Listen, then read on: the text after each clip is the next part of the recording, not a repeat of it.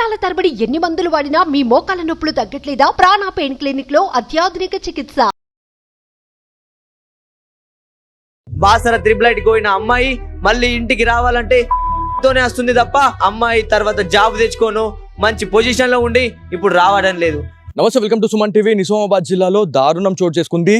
Basara triple ఐటీలో ఇప్పటి వరకు చాలా రకాలైనటువంటి ఇన్సిడెంట్స్ జరుగుతూ ఉన్నాయి. ఈ ఇన్సిడెంట్స్ ని తట్టుకోలేని పరిస్థితుల్లో లకు పాల్పడుతూ ఉన్నారు అక్కడ ఈ స్టూడెంట్స్.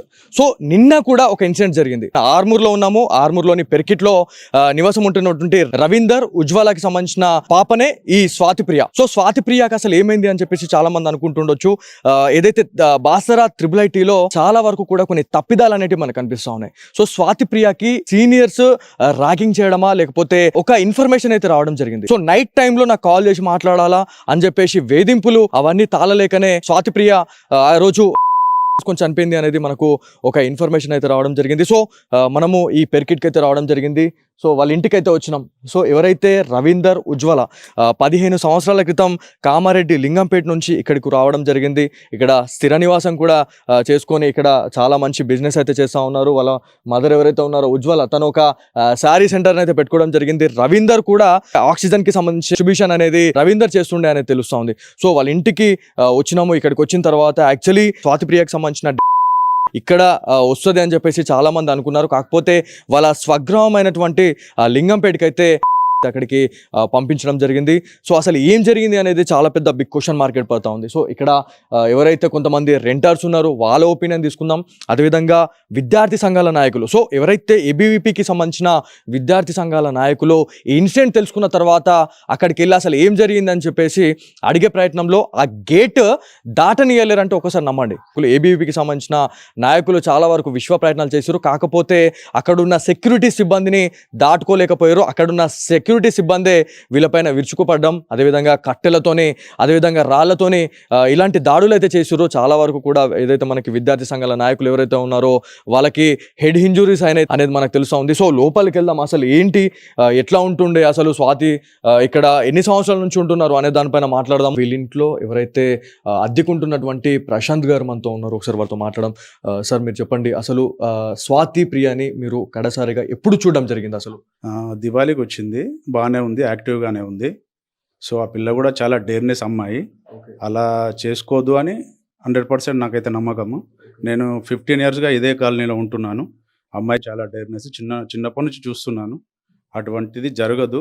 సో వాళ్ళు మమ్మీ డాడీ ఇక్కడ నుంచి వెళ్తున్నామని చెప్పారు ఆల్రెడీ. సో వాళ్ళు వెళ్ళకముందే బాడీని తీసుకెళ్ళడం జరిగిందట. అది చాలా బాధాకరం.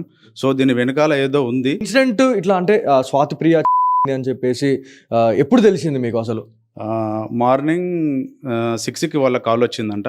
మేము 7 గంటల బయటకు వచ్చి చూసేసరికి వాళ్ళు లేరు, వెళ్ళిపోయారు. సో అప్పటికి మేము కాల్ చేస్తే ఇక స్వాతి ఇంకా మనకు లేదు అని చెప్పింది.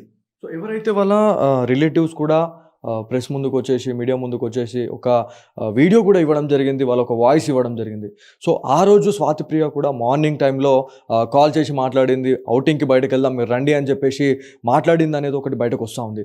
సో అసలు ఈ మధ్య కాలంలో ఎప్పుడైనా మీ ఇంటికి అంటే ఇక్కడ తను సెలవుల్లో వచ్చినప్పుడు తను ఎట్లా మెదులుతుండే, వాళ్ళ మమ్మీ డాడీతో ఎట్లా ఉంటుండే, మీతో ఎట్లా ఉంటుండే, మీ పిల్లలతో కూడా చాలా మంచి మెదిలి సంతోషంగా గడిపిపోతుండే అని చెప్పేసి ఒకటి వినిపిస్తూ ఉంది. సో ఎట్లా ఉంటుండే? మరి చాలా ఫ్రీగానే ఉంటుండే, మా ఇంట్లోకి కూడా వచ్చేది, మా పాపతోనే ఆడుకునేది, చాలా ఫ్రీగానే ఉంటుండే. ఆమెకు ఎటువంటి కూడా బాధ అనేది లేదు. సో ఏదో జరిగింది, దాని వెనకాల ఏదో కారణం ఖచ్చితంగా ఉండే ఉంది. ఇప్పుడు అంత్యక్రియలు ఎక్కడ చేస్తున్నారు అనేది చాలా పెద్ద క్వశ్చన్ ఉంది. సో ఎక్కడ అంటే ఇక్కడ రావడం జరిగిందా లేకపోతే ఎక్కడ తీసుకెళ్తా ఉన్నారు?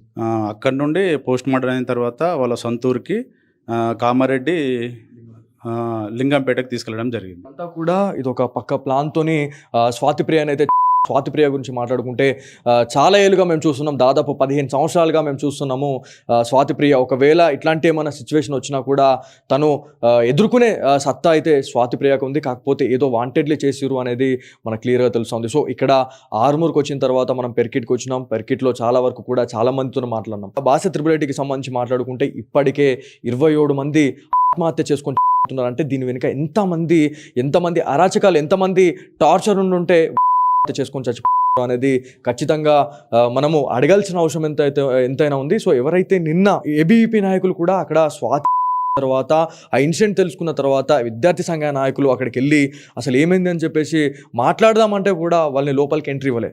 సో ఎవరైతే విద్యార్థి సంఘాల నాయకుల పైన కూడా అక్కడ ఉన్న కొంతమంది సెక్యూరిటీ సిబ్బంది కట్టెలతోని పెద్ద పెద్ద కట్టెలతో దాడి చేస్తే ఒక్కొక్కరిది తల.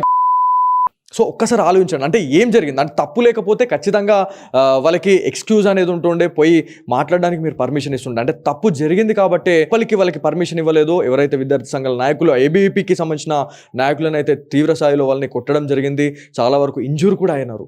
సో ఎవరైతే కొంతమంది విద్యార్థి సంఘాల నాయకులు అయితే ఉన్నారో, ఏబీవీపీ నాయకులు ఉన్నారు, వాళ్ళతో ఒకసారి మాట్లాడే ప్రయత్నం. ఇప్పటికే 27 మంది ఆత్మహత్య చేసుకుంటే మీరు చెప్పండి శశి, అసలు నిన్న జరిగిన ఇన్సిడెంట్లో మీరు ఒక కీలక పాత్ర పోషించారు. అక్కడ ఉన్న విద్యార్థి సంఘాలతో ఎవరైతే మీ నాయకులు ఎవరైతే ఉన్నారో వాళ్ళతోనే మీరు కూడా ఉండడం జరిగింది.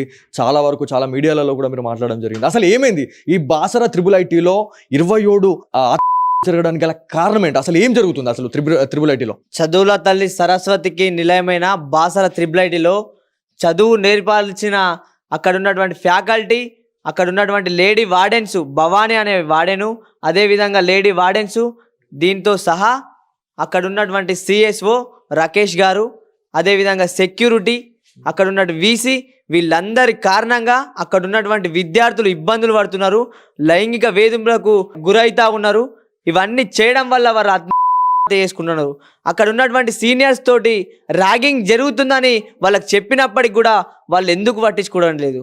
ఒక విద్యార్థినిలు 10th పాస్ అయ్యి 10/10 తెచ్చుకొని ఈరోజు సీట్ సంపాదించుకుంటే అక్కడికి వెళ్ళిన తర్వాత వాళ్ళ చదువు పోయి వాళ్ళ ఏం జరుగుతూ ఉన్నది అక్కడ. బాసర త్రిబుల్ ఐటీకి పోయిన అమ్మాయి మళ్ళీ ఇంటికి రావాలంటే తోనే వస్తుంది తప్ప అమ్మాయి తర్వాత జాబ్ తెచ్చుకోను మంచి పొజిషన్లో ఉండి ఇప్పుడు రావడం లేదు. ఎన్నో కలలు కన్నా అమ్మా నాన్నల ఆశలు ఈరోజు కనుమరుగైపోతా ఉన్నాయి. నిన్న జరిగిన ఇన్సిడెంట్లో ఎవరైతే సెక్యూరిటీ సిబ్బంది చాలా వరకు మీ పైన దాడులు అయితే చేయడం జరిగింది, ఫిజికల్గా హెడ్ ఇంజురీస్ అయినాయి, మీకు కూడా ఇక్కడ దెబ్బలు తగిలినాయి, అదేవిధంగా కాళ్ళకు కూడా మొత్తం కాళ్ళు కొట్టుకపోయినాయి నేను. సో ఎవరైతే విద్యార్థుల పక్షాన వెళ్ళి మాట్లాడే నాయకులను కూడా వాళ్ళు చితకబారడం జరిగింది. సో ఇదంతా కూడా సెక్యూరిటీకి ఆపే అవకాశం ఉంటుంది, కాకపోతే కొట్టే అధికారం అయితే లేదు. సో దీని గురించి మీరు ప్రశ్నించారా లేదా? ఖచ్చితంగా ప్రశ్నించడం. అక్కడ ఉన్నటువంటి సెక్యూరిటీకి మాకు ఆపే అధికారం ఉంది, కానీ మమ్మల్ని కొట్టే అధికారం లేదు, చేయి చేసుకునే అధికారం లేదు. అక్కడ ఉన్న సెక్యూరిటీ ప్రీ ప్లానింగ్ తోటి, అక్కడ ఉన్నటువంటి సిఎస్ఓ గారు రాకేష్ గారు ప్రీ ప్లానింగ్ తోటి మమ్మల్ని ఇష్టం ఉన్నట్టు కొట్టండి, వీళ్ళు మళ్ళీ రావద్దు అనే ఉద్దేశంతో అక్కడ ఇనుప రాళ్లను కట్టెలను పెట్టి మాతోని సెక్యూరిటీ గార్డులతోని ఇష్టం వచ్చినట్టుగా క్రూరంగా నెత్తిల మీద తలలు వల్ల కొట్టడం, ఎడ్డు పైన కొట్టడం, ఇష్టం ఉన్నట్టు కాళ్ళ పైన కొట్టడం, ఇష్టం ఉన్నట్టు ఈడ్చుకుంటూ వెళ్తే ఈపులకు మొత్తం కూడా అక్కడ ఉన్నటువంటి పోలీసులు చూస్తున్నారే తప్ప ఎక్కడ కూడా ఆపండి అని ఒక్కసారి కూడా అనలేదు. మీడియా చూస్తుంది, ఆ పోలీసులు చూస్తున్నారు, అంతా నడుస్తున్నప్పటికీ అక్కడ పోలీసులు ఎందుకు ఆపుతలేరు? మేము లోపలికి వెళ్ళి విద్యార్థులకు న్యాయం జరగాల, తల్లిదండ్రులకు న్యాయం జరగాల, ఆ విద్యార్థికి ఏమైంది, అసలైన విషయం ఏంది అని అడగడానికి లోపలికి వెళ్తే మమ్మల్ని ఆపుతున్నారే తప్ప మీరు మాత్రం మరి ఇలాంటి కొట్టినప్పుడు విద్యార్థి నాయకులను కొట్టినప్పుడు ఎందుకు ఆపడం లేదని ఏబీపీ ప్రశ్నిస్తా ఉంది. సో చాలా వరకు కూడా ఏదైతే సిఎస్ఓ అధికారి అయినటువంటి అతను ఎవరైతే ఉన్నారో దీంట్లో క్రూషల్ రోల్ అనేది ప్లే చేసిండు అని చెప్పి తెలుస్తూ ఉంది. సో ఒక జరిగిన తర్వాత వాళ్ళ బంధువులు ఎవరైతే వాళ్ళ సంబంధిత తల్లిదండ్రులు వచ్చే వరకు జరపడానికి అథారిటీనే లేదు ఎవరికి. సో అప్పటి వరకు ఎవరైతే వీళ్ళ తల్లిదండ్రులు అక్కడికి వెళ్ళే వరకు మొత్తం A to Z అన్ని తారుమారు చేసేసిర్రు, అంటే ఎవిడెన్స్ ఏవైతే ఉంటాయో అవన్నీ కూడా తారుమారు చేసేసిర్రు అనేది ఒకటి తెలుస్తుంది. ఇది ఎంతవరకు నిజం? ఇది 100% వాస్తవం. మేము కూడా 1 గంట నుంచి అక్కడనే 4 గంటల 5 గంటల వరకు అక్కడనే ఉన్నాం. అక్కడ పేరెంట్స్ వచ్చి లోపల కూర్చున్నప్పటికీ అక్కడ వాళ్ళ బిడ్డని వాళ్ళ కళ్ళ నిండా చూడనీయలేకపోయిన పరిస్థితి. అక్కడ ఫ్యాన్కి కుర్చీకి అందేనంత మాత్రమే అక్కడ కట్టడం జరిగింది. అంటే ఇది ముమ్మాటికి అత్తే తప్ప వీరు చేసుకున్నటువంటి కాదని ఈ సందర్భంగా ఏబీపీ తెలియదు. వరకు కూడా మనము ఆల్రెడీ మాట్లాడుకున్నాము. ప్రతి దాంట్లో కూడా ఏమని వచ్చిందంటే స్వాతిప్రియ ఏం చేసిందంటే వాళ్ళ ఎవరైతే రిలేటివ్స్కి కాల్ చేయడం జరిగింది, మీరు ఇవాళ రండి, ఇవాళ వస్తే మనం బయటకి అవుటింగ్ కూడా వెళ్దాం అని చెప్పేసి అన్న క్యాండిడేట్ అదే ఒక 1 అవర్లో ఒక 15-20 నిమిషాల వ్యవధిలోనే చేసుకొని చనిపోయింది అని చెప్పేసి ఒక కాల్ వచ్చింది. సో దాదాపు ఒక 4 నుంచి 5 లెటర్స్, అంటే 5 పేపర్లకు సంబంధించిన ఒక లెటర్ రాసింది స్వాతిప్రియ అని చెప్పేసి కూడా మనకు తెలుస్తూ ఉంది. కాకపోతే అసలు ఇంత టైంలో ఎట్లా చేసుకోవాలనిపించింది. అంతకు ముందు కూడా వాళ్ళ పేరెంట్స్ తోని కావచ్చు, వాళ్ళ రిలేటివ్స్ తోని తను మాట్లాడిందని చెప్పి తెలుస్తుంది. ఇది కరెక్టేనా కాదా? ఇది ఇంటి వాళ్ళతోటి సంతోషంగా అమ్మ నేను బాగున్నా, మీరు సండే రోజు రండి, మేము టూర్కి వెళ్దాం అని చెప్పిన స్వాతిప్రియ అప్పటిదప్పుడే ఏ విధంగా చేసుకుంటుంది. అక్కడ ఉన్నటువంటి ఫ్యాకల్టీ, అక్కడ ఉన్నటువంటి వీసీ గారు, అక్కడ ఉన్నటువంటి సెక్యూరిటీ, అక్కడ ఉన్నటువంటి సీనియర్స్ ఒత్తిడి వల్లనే ఆమె ఇది ఖచ్చితంగా వాళ్ళు వచ్చి దాన్ని ప్రూఫ్ చేయడం కోసం ఈరోజు ఆ అమ్మాయిని కనిపించకుండా తీసుకెళ్ళి అక్కడ కూడా పైసలు ఇచ్చి మాట్లాడిరు. కాబట్టే ఈరోజు 27 మంది విద్యార్థులు కూడా ఎప్పుడు కూడా ఇట్లనే జరుగుతున్నాయి. వాళ్ళు ఇది ఒక భారతదేశంలో త్రిబుల్ లేదన్నట్టుగా, పాకిస్తాన్లో త్రిబుల్ ఉన్నట్టుగా ప్రవర్తిస్తూ ఉన్నారు. ఆ సెక్యూరిటీల చేతుల, ఆ వీసీల చేతుల, ఆ సిఎస్ఓల చేతుల మాత్రమే ఇది నడుస్తూ ఉన్నది. వీళ్ళని వెంటనే ఈ త్రిబుల్ క్యాంపస్ బాగుపడాలంటే, మన విద్యార్థుల జీవితాలు బాగుపడాలంటే వెంటనే త్రిబుల్ క్యాంపస్లో ఉన్న వీసీని, అక్కడ ఉన్న ఫ్యాకల్టీని మొత్తం తొలగించి కొత్త ఫ్యాకల్టీని నియమించినప్పుడే విద్యార్థులకు మంచి చదువు అందుతుంది, విద్యార్థులకు బతుకులు బాగుపడతాయని ఈ సందర్భంగా చాలా వరకు కూడా ఈ ఇన్సిడెంట్ బయటకు వచ్చిన తర్వాత ప్రతిసారి కూడా ఒక జరిగిందంటే దాంట్లో ర్యాగింగ్ అనే అంశం అయితే మనకి తెర మీదకి వస్తుంది. సో ర్యాగింగ్ అనేది ఖచ్చితంగా చట్టరీత్యా అది నేరం అని చెప్పేసి కూడా చాలా కాలేజెస్లో కూడా మనకి అవేర్నెస్ కార్యక్రమాలు చేపడతా ఉన్నారు. అసలు ర్యాగింగ్ అనేది చేయొద్దు అనేది పకడ్బందీగా చెప్తా ఉన్నారు మేనేజ్మెంట్. సో అయినా కూడా ఈ ర్యాగింగ్ అనేది ఎందుకు బయటకు వస్తుంది? ఎవరైతే కొంతమంది సీనియర్స్, ఒక సీనియర్ కాల్ చేసి వాంటెడ్లీ స్వాతిప్రియకి నైట్ టైంలో కాల్ చేసి నేను మాట్లాడతాను అని చెప్పి చాలా వరకు ఒత్తిడి పెంచడం జరిగిందని చెప్పేసి తెలుస్తుంది. సో ఇది ఎంతవరకు నిజం? ఇది ర్యాగింగ్, ఈ కాల్స్ అనేది ర్యాగింగ్ అనేది 100% బాసర త్రిబుల్ ఉంది. దాన్ని ఎంకరేజ్గా చేస్తున్నటువంటి వీసీ, ఏ వీసీ వచ్చినప్పటికి కూడా ర్యాగింగ్ని ఎంకరేజ్ చేస్తూ ఈ పసి పాపల్ని 10వ తరగతి చదివిన తర్వాత ఆ త్రిబుల్ క్యాంపస్లో వచ్చిన పసి పాపల్ని ఇలా వేధిస్తూ వాళ్ళని ఆత్మకునే విధంగా వాళ్ళని మెంటల్గా డిస్టర్బెన్స్ చేస్తూ వీళ్ళే లెటర్ రాస్తూ వీళ్ళే చేసినట్టు సృష్టిస్తూ అమ్మా నాన్నలకు ఆవేదన వ్యక్తం చేస్తూ వాళ్ళ బాధను భరించలేనటువంటి స్థితిని తీసుకొస్తా ఉన్నారు. బాసర త్రిబుల్ అసలు ఏం జరుగుతుంది అని చెప్పేసి మనం చాలాసార్లు మాట్లాడుకుంటూనే ఉన్నాము. కాకపోతే ప్రతిసారి కూడా ఇది ఒక రొటీన్ స్టోరీ అయిపోతుంది. ఇవాళ అయిపోయింది, ఇక లేదో సెన్సేషనల్ న్యూస్గా అయిపోతుంది. ఒక 2-3 రోజులు ఇదంతా ఒక 2-3 రోజులే ఇదంతా హవా ఉంటుంది. దాని తర్వాత మళ్ళీ మర్చిపోతారు, అంతా యథావిదే. మళ్ళీ ఇంకొకసారి ఏమైనా జరిగిందంటే మళ్ళీ ఇట్లనే. అంటే ఇదంతా కూడా మారాల్సిన అవసరం ఎంతైనా ఉంది. తెలంగాణ రేవంత్ సర్కార్ దీనిపైన ఎందుకు చర్చించలేకపోతుంది, అసలు ఎందుకు దీనిపైన రెస్పాండ్ కాలేకపోతుంది అని చెప్పేసి చాలా మంది విద్యార్థి సంఘాల నాయకులు కూడా వాళ్ళు డిమాండ్ చేస్తూ ఉన్నారు. కాకపోతే ఇది దాదాపు 1-2 కాదు, ఇది 27th.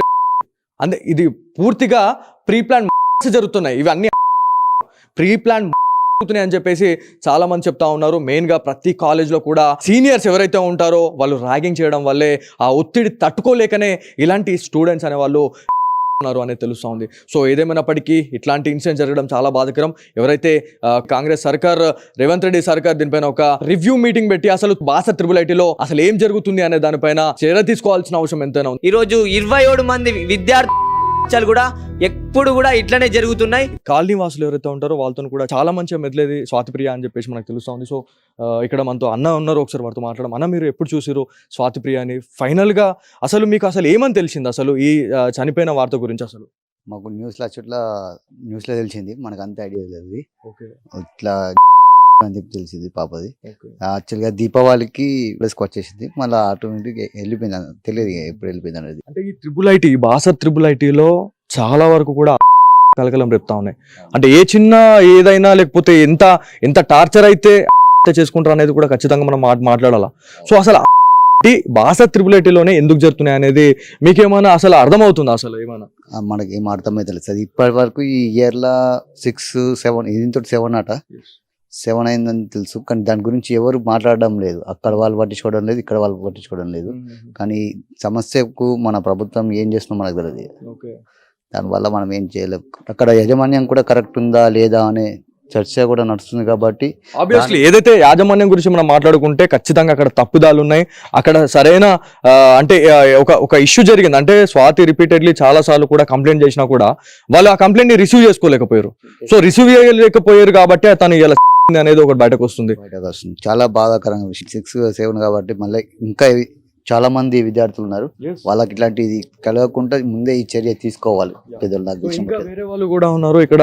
అంటే స్వాతిప్రియకి సంబంధించిన ఇంటి పరిసర ప్రాంగాల్లోనే చాలా వరకు ఇక్కడ రెంటర్స్ అయితే ఉంటున్నారు. ఎట్లా ఉంటది అసలు స్వాతి ఎట్లా ఉంటుండే అమ్మ మీరు మీ దగ్గరకు వచ్చిన తర్వాత, అంటే ఇంటికి వచ్చిన తర్వాత సెలవుల్లో కూడా వస్తుంటుండే, ఎట్లా ఉంటుండే ఆమె? మంచిగా ఉంటుండే సారు. ఆమె బాగా మంచిది. మా పిల్ల అవద్దం ఆడద్దు. అసలు ఏమని తెలిసిందమ్మా మీకు చనిపోయింది అని చెప్పి తెలిసిన తర్వాత? అసలు ఏమైంది అని తెలిసింది. నేను లేను ఊరికైనా నాకు ఫోన్ చేసి చెప్పి నేను సాయంత్రం 7 గంటలకు వచ్చిన. నాకు వచ్చింది అంటే అక్కడ నుంచి వచ్చిన తర్వాత అందరికి తెలిసిపోయింది. అంటే ఎట్లా ఉంటుండే వీళ్ళు ఇప్పుడు ఎవరైతే ఇప్పుడు మన రవీందర్ కావచ్చు, ఉజ్వల వాళ్ళ ఫ్యామిలీ మెంబర్స్ అంతా ఎట్లా ఉంటుండే మరి? మంచిగా ఉంటుండ్రు వాళ్ళు. ఉజ్వల రవి అనటంలో మంచిగా ఉంటుండ్రు. అబద్ధం ఎందుకు? వాళ్ళ పిల్లలు వాళ్ళు ఎట్లా చదువుకుంటున్నారో ఎట్లుంటున్నారో వాళ్ళు మంచిగా ఉంటుండ్రు. అబద్ధం ఆడద్దు. ఇది యాక్చువల్లీ ఇక్కడ స్వాతిప్రియకి సంబంధించిన ఇంటి దగ్గర ఇక్కడ ఎవరిని అడిగినా కూడా స్వాతి గురించి చాలా మంచిగా మాట్లాడుతూనే ఉన్నారు. అంటే వాళ్ళ ఫ్యామిలీ మెంబర్స్ కూడా చాలా మంచి క్యాండిడేట్లు వాళ్ళు. సో వాళ్ళ ఇంట్లోనే ఇట్లాంటి విషాద ఘటన చోటు చేసుకోవడం అనేది చాలా బాధాకరం అని చెప్పేసి మనకి ఇక్కడ స్థానికులు అయితే చెప్పడం జరుగుతా ఉంది. సో ఇది ఇక్కడ ఉన్న తాజా పరిస్థితి. కెమెరా పర్సన్ కార్తిక్ తో బాలు, సుమన్ టీవీ, ఆర్మూర్ నుంచి. సుమన్ టీవీలో మీ పర్సనల్ అండ్ బిజినెస్ ప్రమోషన్స్ కోసం కింది నెంబర్కి కాంటాక్ట్ చేయండి.